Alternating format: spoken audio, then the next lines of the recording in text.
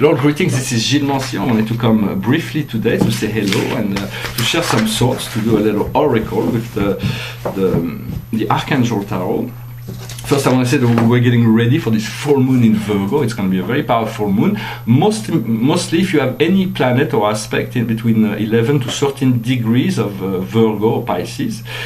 Personally, I've got Mars at 10 degrees. I've got the Sun at 13 degrees and Chiron at 14 degrees of Pisces. So it will be a very potent and powerful moon for me in terms of awakening in relationship to health. For Virgo is the health our relationship to health. So that will be in 7 days, and so we may be called towards meditation and introspection, and then yeah, there is Neptune and Chiron and Venus that will meet in Pisces. So there will be a lot of inspiration that will come from that.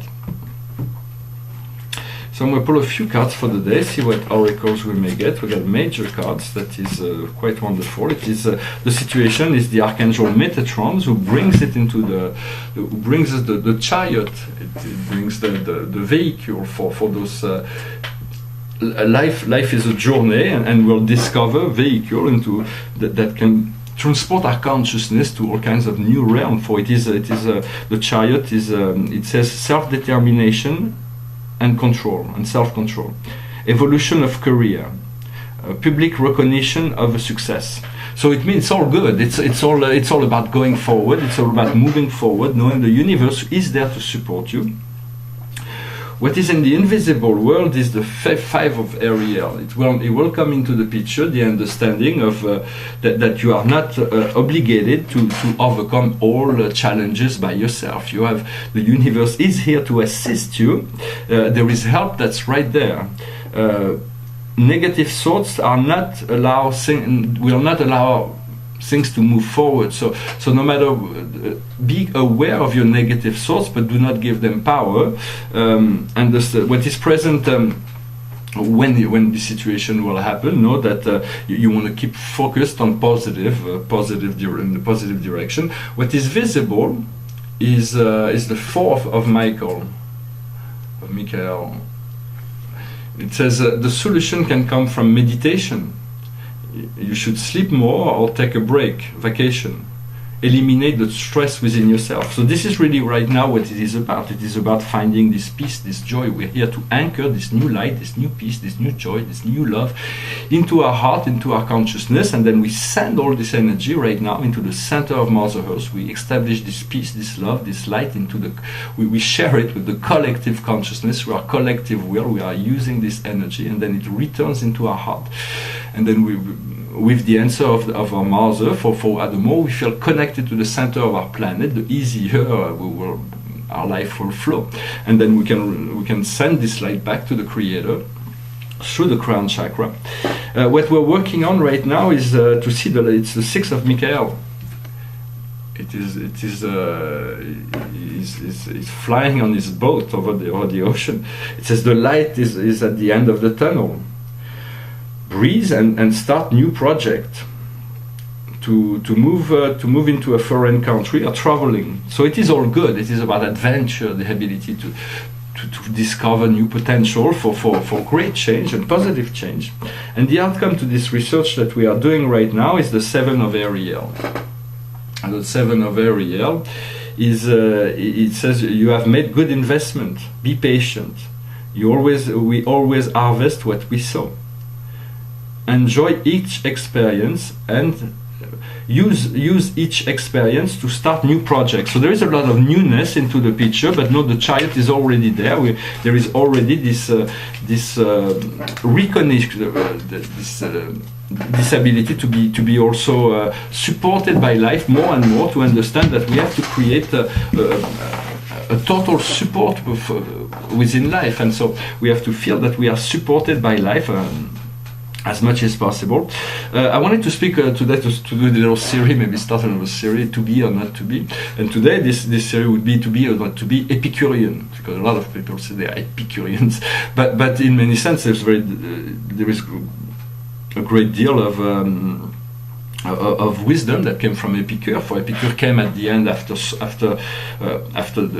Plato was gone, Aristotle was evacuated, was sent back to his island, but then Athens was taken back by a tyrant, which was a friend of Aristotle. Aristotle came and developed his own ideas, but after Aristotle was gone, it was pure darkness and chaos. And so there was two great sort of, not chaos, but two great sort of philosophy that emerged from, after the Aristotle period, was the Stoic in one hand and the Epicurian on the other hand. The great difference between the two was that one was believed that the gods were needed to be worshipped and adored, and they were influencing the world, like the Stoic. They were Neoplatonician. When Epicure was more an Aristotelian, he said that even if there are gods in the universe, they have no saying in what's going on the earth, and so there is no need to make cults or to worship them or to expect an intervention from them. So in many sense, he was an atheist in many sense. He was known to have written 300 books, but none of them survived. The only thing we know from Epicure was those 3 letters he sent to that are explaining. But a lot of philosophers have discussed this philosophy. That have read this book in the antiquity. He must have had many enemies at the end of his life. They destroyed his books. Maybe some discovery will be made. Something with Pythagoras. These 3 books have never been found. Yet we know they have existed. Another thing that Epicure was important for as a philosopher was that he discovered that atoms were bodies. The first philosopher that envisioned, there was a philosopher named Democritus that realized that the universe was made of a single particle that was undividable. Particle which he called the atom, but those particles are ultimatons. They are the matter that makes up the particles, the electrons, but we have not discovered that yet. So the atoms, it means indivisible, but in many sense what we call atom we know now are divisible. But so he brought that idea. Another important aspect of the philosophy of Epicure is that he thought happiness was the center of human life, was the most important thing, was to find happiness, and friendship was the most important of all values in the human experience. So in terms of there is a lot of restaurants that are calling Epicurian, but Epicure was known to have very, very poor nutrition. He would eat bread, water, and wine every day, except one day a week he would make a special dinner with normal food.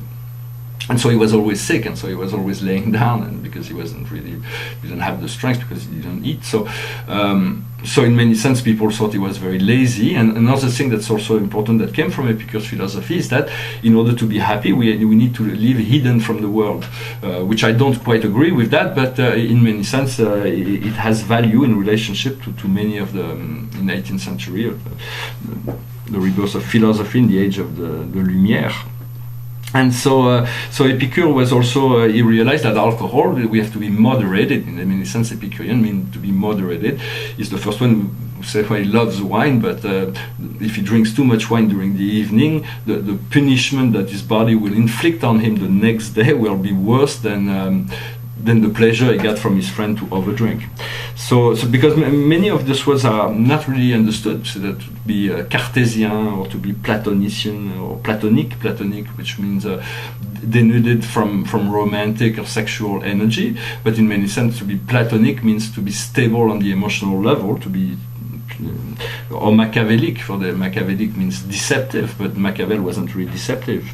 But then we can define ourselves that we are Buddhist, Christian, Muslim, Taoist, atheist. There is all kinds of beliefs, and how we define ourselves creates our reality, and we can redefine ourselves every day. For we are what we are who we are everywhere we are, and so in a sense, the more we can detach from identity to any limited vision. Yet it is interesting to study the philosophy of the philosophers and to understand, to draw on the wisdom that we can.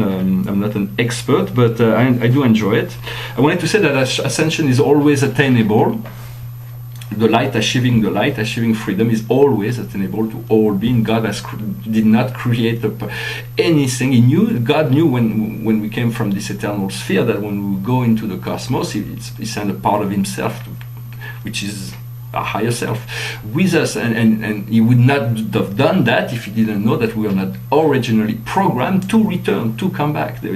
Everything has been given. It is just a matter of discovering it For God is intelligent and is purposeful. The idea is to find the face of God in all things and all beings, but if you cannot see it yet, do not worry, it is part of the process. Sometimes we undertake certain things that we feel like we can do and we should do, and the universe wants us to do, and then we fail to forgive, we fail to disconnect, we fail to eliminate a habit, or we fail there is all kinds of failure within ourselves. But this is not a sign of failure, it is actually a sign of awareness, being aware, it's an awakening possibility from it is the divinity that is awakening, that is showing you that of where you're going, even if you're not able to do it now. The intention of wanting to overcome something means that it is achievable and you will get there. So it is about stopping the duality and moving with all of our energy towards the same light, the same goal. For we are created with a higher, lower self, with a world of opposite, and so sometimes there is dichotomy within ourselves. A part of us wants to go that way, and then a part of us wants to go that way, and so those parts can also sometimes get us confused or create doubts or sometimes get in conflict even. The idea is to find compromise so that we can all move forward in a satisfactory manner. We got to understand that we're always doing our best. We always know that we could do better. So it is kind of, I mean, maybe it's just me because I'm a dragon. I've always thought that it's my dragon aspect that's always looking for perfection, knowing that it is attainable, but to know that I'm always falling short of it. Yet it is we can never do better than we do, no matter how much we believe we can do. It is through the passage of time that through the repetition of experience that we actually acquire a progress forward. What is holding us back is fear, is ignorance, is fear.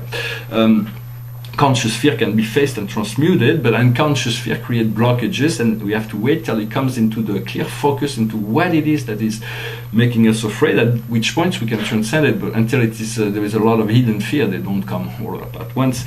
But as we address our fear, we are growing and we move forward into a new level of integration and happiness and joy for life begin where fear ends. That was the master Osho. We have to learn to connect to the one will. The one will makes us connect to the will of the universe, and as we do that, we work with the ascended masters, the galactic, the angels, and that their work is to clear up your garden, so to speak, so that you can grow the fruits that you enjoy, the fruits and the flowers of your life. But in unconsciousness, our garden has been invaded by all kinds of so we need to clear it up before anything. So how do we do that? By relaxing, by breathing, by being conscious, by being aware, by being kind, and by following the heart call to whatever that call is, to follow it. I wanted to share a few paintings, the small paintings. First, behind me is the third version of an astronomy painting. It's got 100 planets. 130 maybe, and so the next level will be to make much larger formats with all the orbits probably will be more respected. Here they're all a little bit like all together, like celebrating. It's like a big party among the planet. This is a series of painting I completed. This is about the portraits of tributes to the great master of art. I've already completed and shown the portrait of Gauguin, the portrait of Modigliani. This was originally a tribute to Brancusi, but it became something, a great sculptor. It became something else. It became, it's called Dream Within Dreams. And here on the bottom, there is a little guy that's sleeping, and this is his dream. The dream is far more phenomenal than the physical presence. And this is the beginning, the first painting of a great series of painting I want to make about the world of dreams. Here it is quite, I think it's quite beautiful. It's this like canvas with this divinity here that's floating on this ocean with all the stars and an apex that. Another painting I'm working on is a little bit larger. It's a portrait of it's a blue woman that started, but I realized it was Corée. It's becoming the rapt of Corée, which is the daughter of Demeter by the lord of hell, Hades, which is here. And there's Hephaestus, the symbol of the god of the forge, because he used a mask that made him invisible to kidnap Chore, this beautiful woman, to become his wife. She became Persephone, and so all of this is building. It is those are going very slow, and it is the first of a series that will be dedicated to the great gods of mythology, of Greek mythology. And I've also started a little series. I'm also going to need more time to think about this. I really don't know how to move it. It's just it's a bit sketchy, but it's a new series also about the gods of ancient Egypt. And so there'll be high. So this right now is the master Tot, my friend and teacher, Tot, and Horus, another friend, and Maat, the great goddess Maat, that is symbolized here. She's the Time Lord.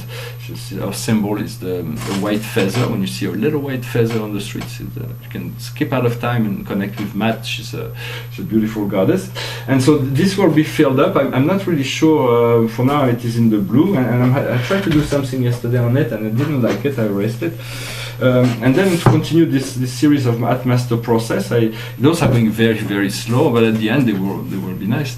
And showing paintings before they're finished is a little bit like a chef that would make you test his food before it's cooked. It's not as good as when it'll be cooked, but you can already have an idea of the sauce.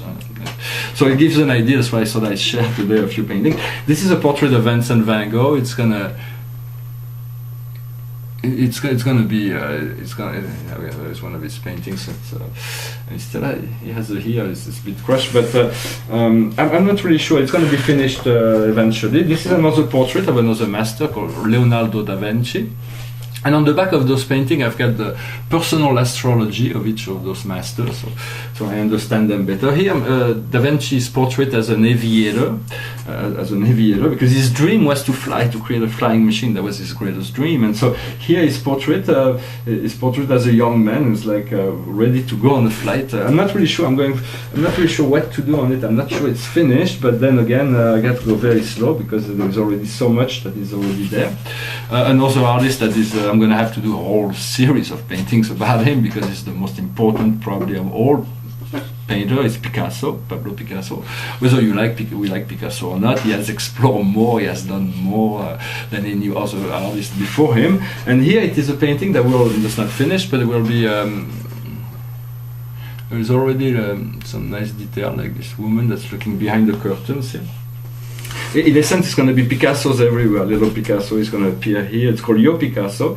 It's going to appear there. I might just appear here. And here there's a DNA. There was a Scorpio sign behind them because Picasso was ascendant Cancer. No, he was ascendant Leo. He had his moon in Sagittarius with Vesta, Ceres, and Juno. His sun was in Scorpio with Mercury, and he had a lot of planets in Taurus. He had Vesta, Saturn, Chiron, Jupiter, Neptune, Pluto. He had all those planets in Taurus. That's maybe why the Minotaur was so powerful within him. This came back at some point. And this painting is not finished, of course. It's a very strange painting. It's moving forward. It's like this floating heads, and there is those astronomical symbols. And those symbols those are molecular symbols of it's a new archetype, new form of idea that I am interested in this little painting. Here is the dimethyltryptamine. Those are the endorphins, the A and C, A and B, O and B, and there are all those. Like serotonin there's just like those floating molecules. I'm going to integrate all that. Well, I hope this video was interesting for you. I'm going to finish with a little song. It would be better in a duo format, or maybe, but just to finish with a song. It goes like this. All the leaves are brown, the leaves are brown, and the sky is grey, and the sky is grey. I've been for a walk on a winter's day, on a winter's day. I'll be safe and warm, be safe and warm, if I was in LA, if I was in LA. California dream, California dream, on such a winter's day. I stepped into a church, I passed along the way.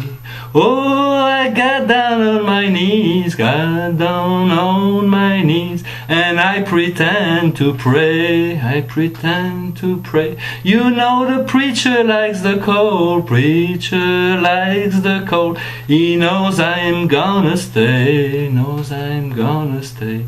California dream, California dream, on such a winter's day. Well, I thank you very much. Today is a beautiful day here, but it's really cold, so sometimes we dream of the California sunshine. Maybe we'll be there soon to enjoy the easy winter, maybe next year. I wish you a wonderful day, and I'll talk to you soon. Namaste. Thank you.